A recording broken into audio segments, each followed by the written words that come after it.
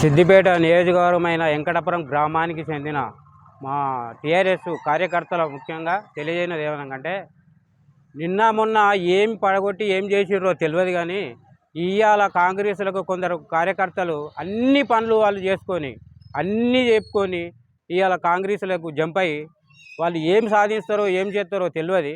ఇవాళ రేవంత్ రెడ్డి అన్ని కల్లిబల్లి మాటలు చెప్పి ఇవాళ ఆయన పదవులకు వచ్చి ఆయన ఒక్కటి చేసింది లేదు, చేపింది లేదు.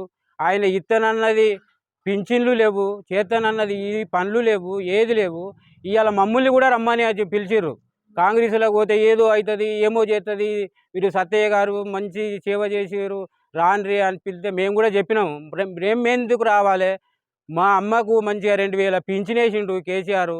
మా ఇద్దరికి బిడ్డలకు పెళ్ళిళ్ళు చేస్తే కళ్యాణ లక్ష్మి ఇచ్చిండు.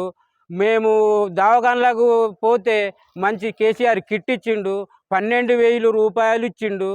ఇవన్నీ చేసుకుంటూ మొన్న కూడా బీసీ బంధు గురించి కూడా మాకు 1,00,000 రూపాయలు సాయం చేసిండు.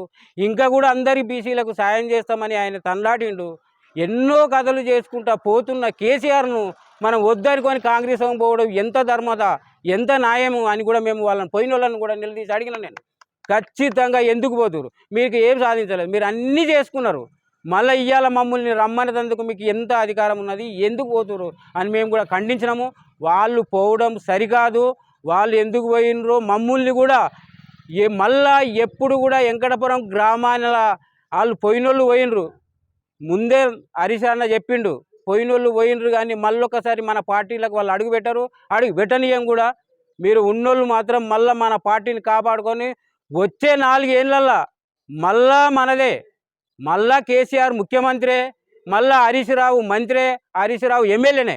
ఇది ఖచ్చితంగా అవుతుంది, ఖచ్చితంగా చేద్దాము. దీనికి ఏం సందేశం లేదు. మా గ్రామ కార్యకర్తలు కూడా మీరు దిగులు చెంది వాళ్ళెవరో పోయినరు, మనం కూడా ఏదో చేద్దామని మనం పోయేది అవకాశం లేదు. మన యువకులం ఎవ్వరు కూడా పోలేదు. ఎవరో 2-3 పోయిన దానికి మనం దిగులు పడేది అవసరం లేదు. మనం అందరం కలిసికట్టుగా పనిచేద్దాము.